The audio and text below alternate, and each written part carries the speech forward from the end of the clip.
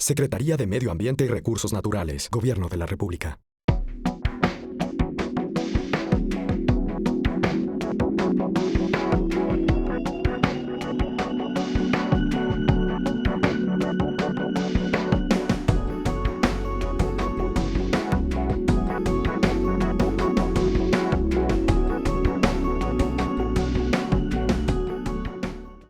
Antes que todo, quiero agradecer la invitación para platicar con todos ustedes, a todas las delegaciones, por supuesto, los aquí presentes, sobre este tema tan importante referente a la vulnerabilidad de riesgo en cuencas hidrográficas, en particular involucrando el componente de cambio climático. Esto viene a una reflexión en el sentido del cuestionamiento que normalmente nos hacemos en cuanto al cambio climático, si existe, si no existe, si es una variable climática o qué es lo que se está presentando. De acuerdo al panel intergubernamental y a diversos expertos, es una combinación de ambos, una variabilidad climática acuciada en este sentido por actividades antropogénicas. Y hay pruebas que así lo demuestran, que a partir de la era industrial, en este sentido, el clima se ha venido cambiando de manera drástica. Y otro punto importante es, una vez que nosotros podamos evaluar y estar convencidos de este fenómeno natural y, como les comentaba, también exacerbado por la actividad propia del hombre. Una vez que estemos conscientes de eso, otro punto muy importante es, bueno, ya conocemos, tenemos pruebas de que está presente el fenómeno, bueno, ¿cómo vamos a convivir con él? Porque de alguna manera el cambio climático ya está presente. Entonces ahora lo importante es de qué manera tenemos que estar preparados o generar o crear la nueva infraestructura para poder convivir con este fenómeno. Ese es un tema muy importante que creo que a los tomadores de decisiones es a quienes les corresponde hacerse de toda la información, de todos los estudios pertinentes o de lo que se ha venido trabajando, que ha sido bastante por muchos años en diversas instituciones a diferentes niveles, desde el gobierno federal, gobiernos estatales, y a mí me da mucho gusto que actualmente ya muchos municipios a través de los PACMUNs ya están también involucrados en el tema. En ese sentido, solamente quiero comentarles sobre estos trabajos que se han venido realizando en el Instituto Mexicano de Tecnología del Agua en el tema, en una serie de publicaciones que se llaman Efectos de Cambio Climático en el Recurso Hídrico de México, las cuales 3 de ellos, si mal no recuerdo, excepto el primer tomo nada más, todos los demás están puestos a su disposición en la página del IMTA, en el cual se han venido realizando una serie de estudios y una serie de análisis que precisamente tomando en cuenta estas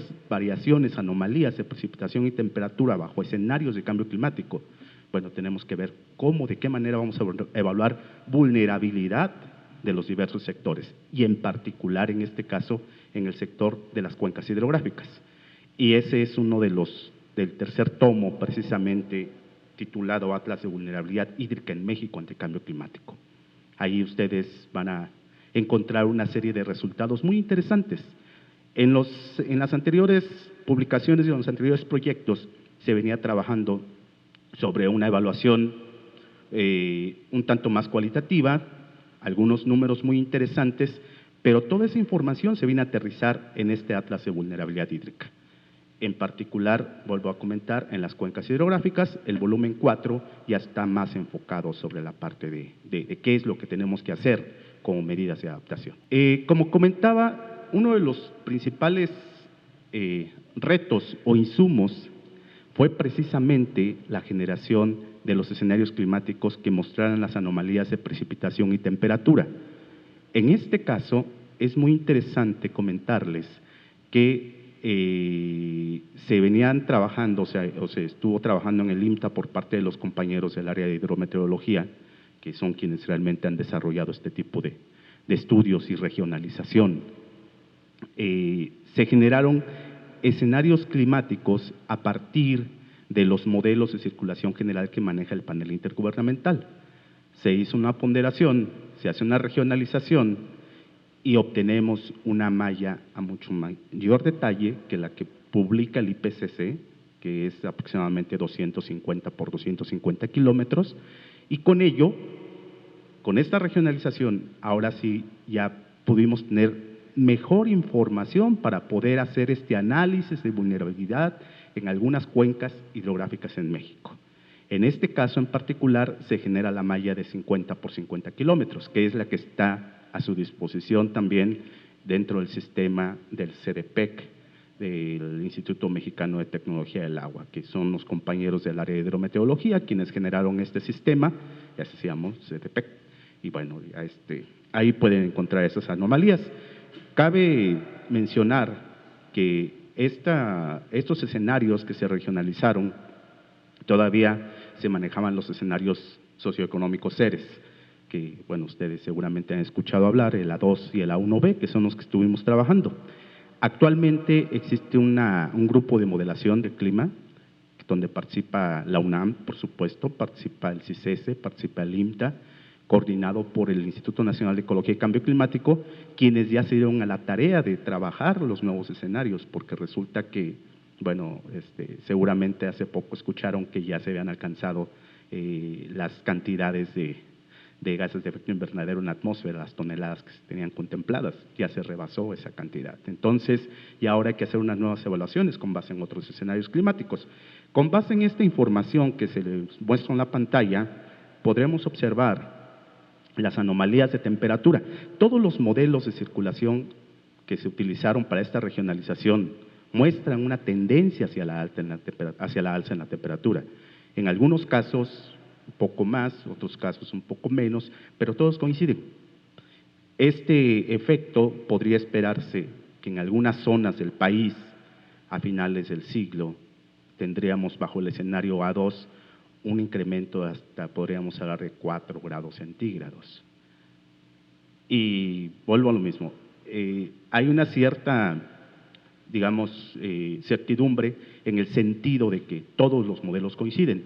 No ocurre lo mismo en la cuestión de la precipitación, ahí son un tanto más erráticos. Algunos representan las condiciones de precipitación de una mejor manera en el sureste, otros en el norte, pero en general al hacer precisamente esta ponderación y asignarle estos pesos a los modelos que mejor reproduzcan ciertos fenómenos en algunas zonas, es como nos fuimos tratando se fue tratando de acotar un poco más la parte de la incertidumbre que se tenía.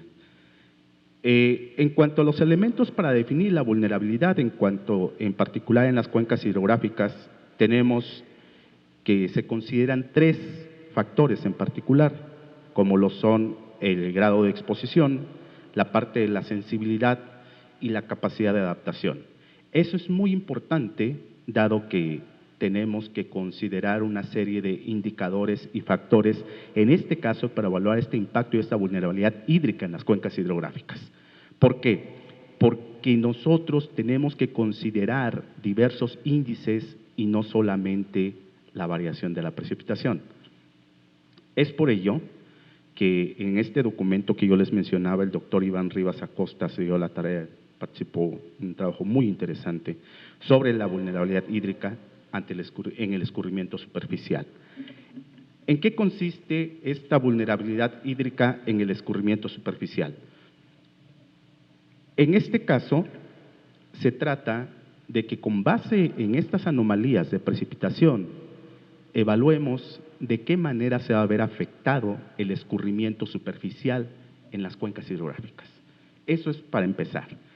El año pasado tuvimos un proyecto muy interesante con el INEC, que estuvimos en colaboración con ellos, en el cual se evaluó precisamente en un primer acercamiento, precisamente este impacto del cambio climático con base en estos escenarios en las cuencas hidrológicas de México. En este caso se manejaron como cuencas hidrológico-administrativas, que es la distribución, la definición que hace la Comisión Nacional del Agua. Obviamente, si ya tenemos todos los escenarios, en este caso, ya generados para todo el país, bueno, es cuestión de empezar a hacer el análisis correspondiente y utilizando la norma oficial 011, que es la que utiliza la Comisión Nacional del Agua, se pudo evaluar este escurrimiento. Obviamente, seguramente algunos inmediatamente vienen a la mente, bueno, hay modelos hidrológicos mucho más completos, efectivamente, pero esta metodología nos permite conocer con un primer acercamiento de manera general cómo va a ser afectado el escurrimiento superficial y posteriormente esta vulnerabilidad en el escurrimiento superficial también nos podría permitir ver la manera de cómo podríamos enfrentar de una mejor manera, por ejemplo, la sobreexplotación de acuíferos, o de qué manera en algunas zonas del país, acuíferos que ya están sobreexplotados, todavía se va a agravar el problema. Para ello necesitamos considerar otro tipo de indicadores también, no solamente el del escurrimiento superficial, indicadores tales como la tendencia poblacional, indicadores socioeconómicos, indicadores del grado de exposición de los acuíferos, por ejemplo. Resulta que en algunas zonas del norte del país, donde de acuerdo a los resultados de los escenarios climáticos se esperaría una disminución significativa en el escurrimiento superficial, es donde en algunas ciudades están creciendo de una manera desproporcionada y son zonas también donde los acuíferos están sometidos a un gran estrés hídrico. Entonces, viendo el concepto del manejo integral de la cuenca, tenemos que empezar a identificar algunas acciones que nos permitan contrarrestar este efecto. Como lo comentaba en un principio, bueno, pues ya ahora sí que, como decía el doctor Molina en alguna ocasión, esto es como la ruleta rusa. Podemos esperar a que el tiempo cambie, como existen algunas opiniones que esto es una variabilidad y es cíclico y que en su momento vamos a retornar a unas condiciones mejores de clima. Pero nadie hasta ahorita, bueno, por lo menos no hay una certeza del tiempo en el cual se podrían presentar estas condiciones. Entonces, esto es como la ruleta rusa. ¿Tomamos alguna acción de una vez para estar preparados o esperamos a ver qué más qué más se puede presentar, que en este caso se agrave más el problema? Con esta serie de indicadores que se generaron, se llevaron a cabo por parte del doctor Rivas estudios en 3 cuencas hidrológicas piloto, en ese momento en el Atlas de Vulnerabilidad, que fue la cuenca del río Conchos, la cuenca del Lerma-Chapala y la parte alta del río Grijalva, todas ellas muy importantes con sus características muy particulares. Recuerden que el río Conchos, pues bueno, es uno de los principales aportes al río Bravo, entonces el manejo de la cuenca del río Conchos es súper importante porque de eso depende también hasta la relación binacional para el cumplimiento del Tratado de 1944 con los Estados Unidos. Una vez que se definieron estas cuencas, se calculó el índice del escurrimiento y con base en este índice del escurrimiento superficial, bueno, se podría empezar a identificar las zonas más críticas, considerando escenarios climáticos al 2030, al 2050, 2070 y 2100. Sin embargo, como comentaba hace unos momentos, cuando incorporamos los otros índices que ya consideran la parte de las tendencias poblacionales, la parte del grado de sobreexplotación de acuíferos, la parte socioeconómica, la parte hasta podríamos incorporar también la parte de vías de comunicación, etcétera. Todo ello combinado me darían también una idea de la capacidad adaptativa de las zonas. En ese sentido, resulta de que ya la vulnerabilidad hídrica como tal ya cambia, ya no es a la salida de la cuenca como se había especificado o como lo había dado una primera idea del escurrimiento superficial. Una vez que nosotros tenemos definido este escurrimiento, esta vulnerabilidad Y así como lo estuvimos haciendo en la parte, se estuvo haciendo en la parte de las cuencas, también se trató esta vulnerabilidad en el sector agrícola. El doctor Waldo Ojeda se encargó de llevar a cabo este tipo de estudios. Una vulnerabilidad muy interesante, se generó un índice de vulnerabilidad social por parte de la doctora Denise Soares para todo el país a nivel municipal, que yo creo que sería muy interesante que lo conocieran. Seguramente se puede ir actualizando, seguramente pueden irse incorporando más cosas, por supuesto todo es perfectible y mejorable, ¿no? Así como también en el sector de calidad del agua. Y una parte muy importante también fue el estudio ante eventos extremos, que creo que es otra de las cuestiones que también nos ocupan en este foro, lo que es la parte de las sequías y la parte de los ciclones, estos estudios llevados a cabo por el doctor Ricardo Prieto y su equipo de trabajo. Bueno, y ya creo que ya estoy sobre tiempo, y ya nada más una cuestión muy importante que creo que tenemos que tener en cuenta, como les comentaba, era la parte de que ya tenemos el diagnóstico, ya tenemos el estudio de vulnerabilidad, pero ahora necesito conocer qué voy a hacer, cuáles son las medidas de adaptación que tengo que determinar. Bueno, para ello tendríamos que empezar a involucrar diferentes índices, como les comentaba, la vulnerabilidad considerada o determinada con base en ese grado de exposición, en esa sensibilidad y capacidad de adaptación, y con base en ello tendríamos que empezar a contemplar un manejo, un programa integral desde conservación de la cuenca, aguas arriba, una serie de acciones, reforestación, algunas obras de infraestructura que me permita detener los asolves, obras que me permitan una infiltración inducida a los acuíferos sobreexplotados, todo este tipo de visión integral que incorpore el ecosistema como tal, porque de alguna manera el agua es un ente transversal, pero por supuesto que todos tenemos que considerar toda esta visión ecosistémica dentro de este manejo integral. Y con ello también incorporarle los efectos precisamente que estaríamos esperando en cuanto a las variaciones de precipitación y temperatura. ¿Por qué la temperatura también es muy importante? Porque la temperatura en las cuencas me va a provocar un incremento de la temperatura, seguramente también un incremento en la evapotranspiración. Y me va a provocar también seguramente un cambio significativo en la calidad del agua de muchos de los embalses de los cuales se suministran a muchos de los principales centros de población. Entonces, al verse esto afectado, pues obviamente todavía le vamos a meter un mayor estrés hídrico, seguramente al recurso en la cuenca. En cuanto al riesgo en el sector, considerando el riesgo como la amenaza y la vulnerabilidad como tal, y le agradezco al doctor Waldo Ojeda que me permitiera usar esta idea que estuvimos compartiendo en varias ocasiones, considerando la amenaza como esta probabilidad de ocurrencia de un evento de cierta magnitud y la vulnerabilidad, que es lo que hemos venido hablando, de qué tan expuesto está un sistema determinado, qué tan capaz es para reponerse de ciertas condiciones adversas, qué tan sensible es el sistema como tal.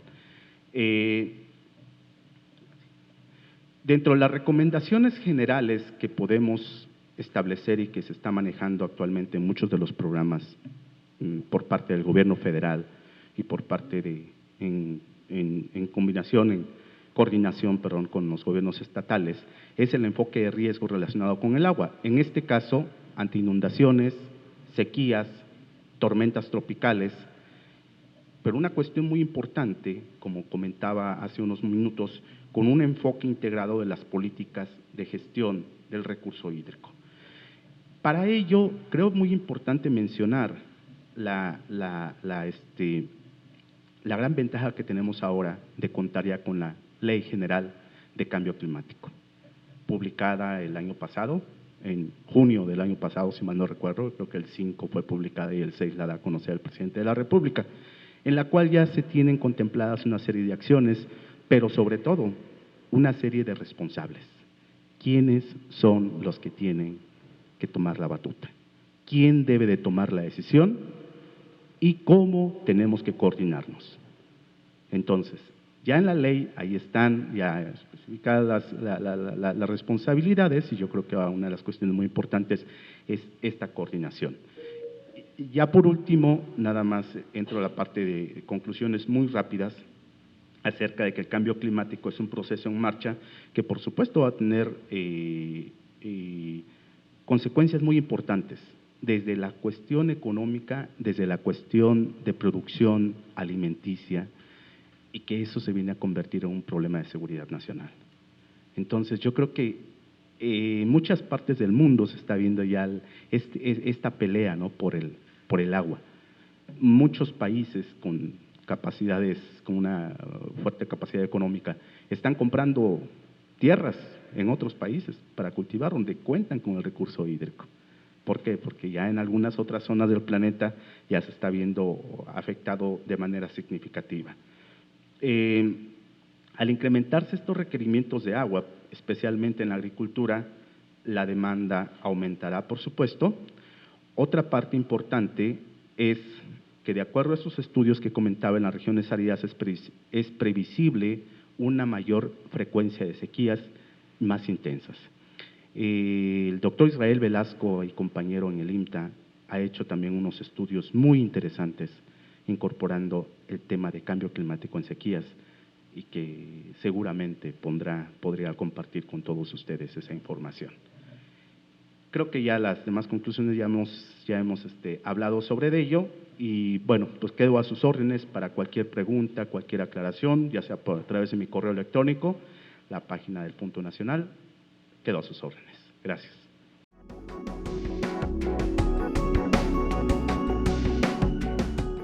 Buenos días y muchas gracias.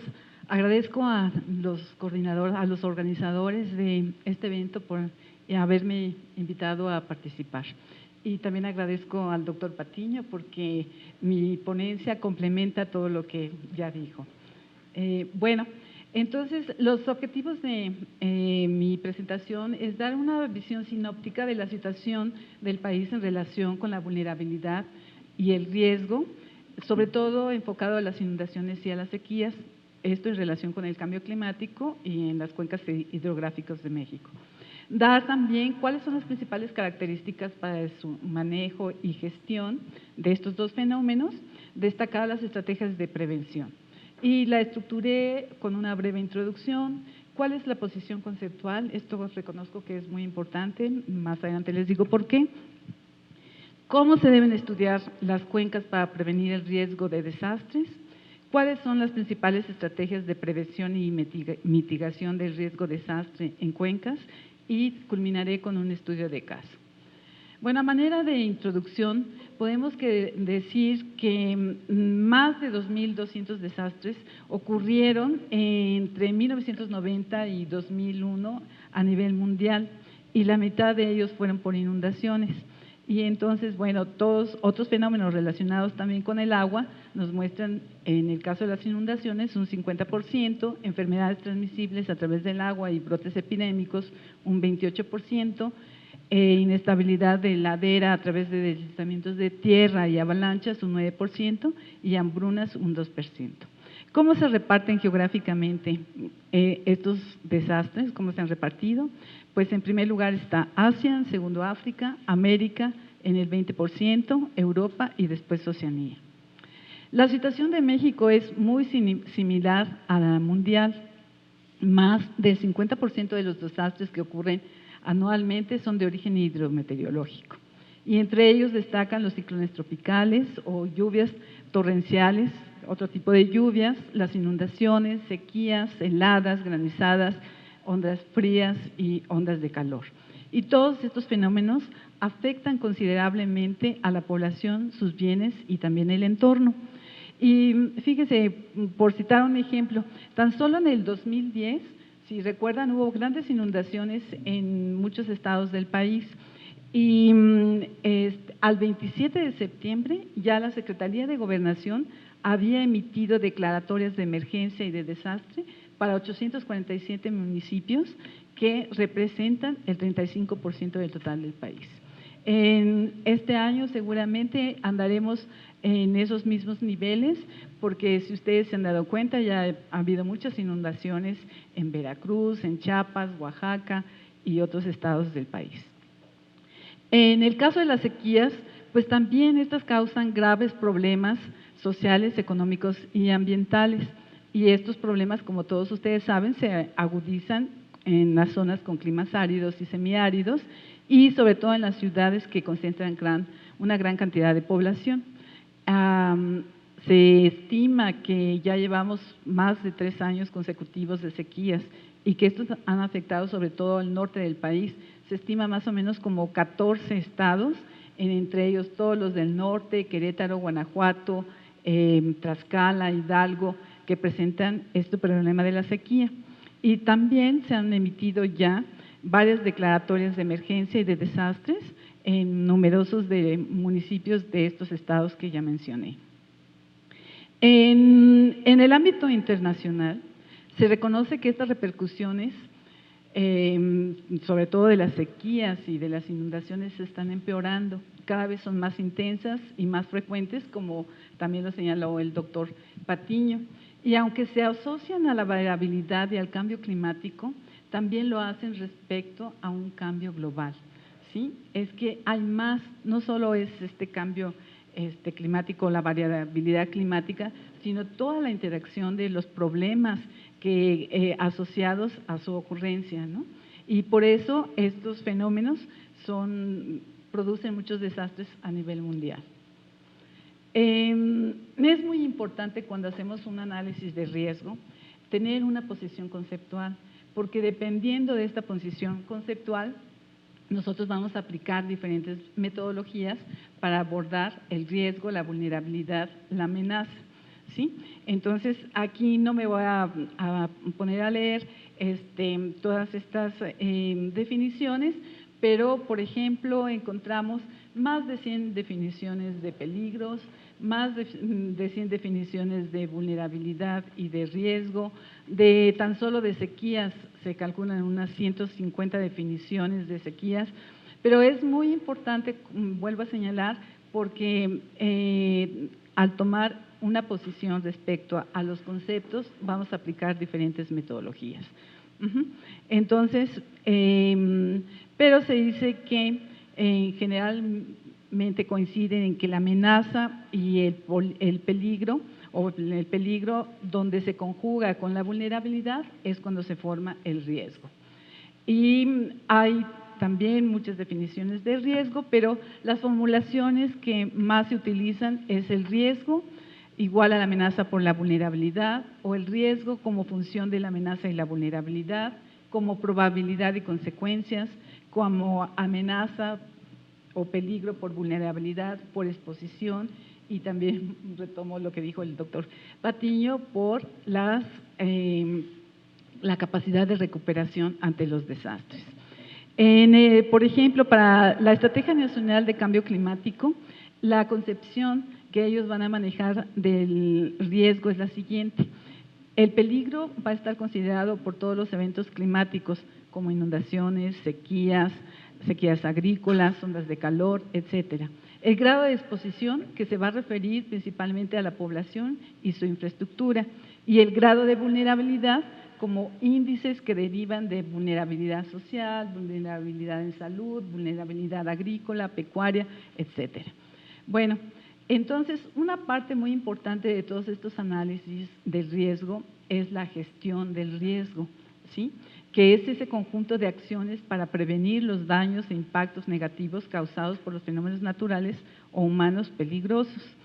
Entonces, en esta gestión del riesgo no solo tenemos que considerar la parte preventiva, sino también la parte de la emergencia, es decir, cuando ocurre el desastre, y la parte de reconstrucción. ¿Qué vamos a hacer después de que ocurren los desastres? Obviamente, la gestión de riesgo forma parte del manejo integral de las cuencas hidrográficas. Es fundamental y es necesario para la planificación y la prevención y mitigación de los riesgos. Y se debe tomar en cuenta, o sea, es un sistema y la cuenca funciona como tal, y entonces se deben considerar que ocurre en la parte alta como lo que ocurre en las partes bajas.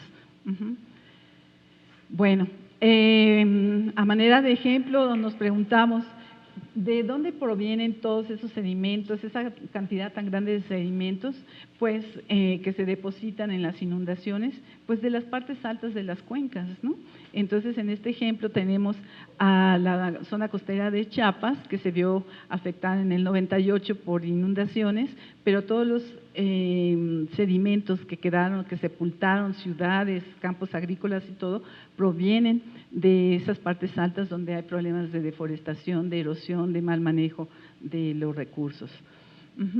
Y por otra parte, se debe insistir que la cuenca hidrográfica es la unidad básica de evaluación, de planeación, manejo y gestión. Es una unidad de análisis territorial, es un límite geográfico natural cuya estructura espacial está determinada por los procesos geodinámicos y ambientales, y además en ellas se manifiestan interacciones socioeconómicas, político-administrativas y culturales.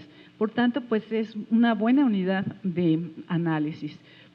Bueno, respecto a las inundaciones también hay muchísimas definiciones de inundaciones y es importante conocerlas para saber cuáles son las que vamos a utilizar. Asimismo, en el caso de las clasificaciones, es importante clasificar las inundaciones.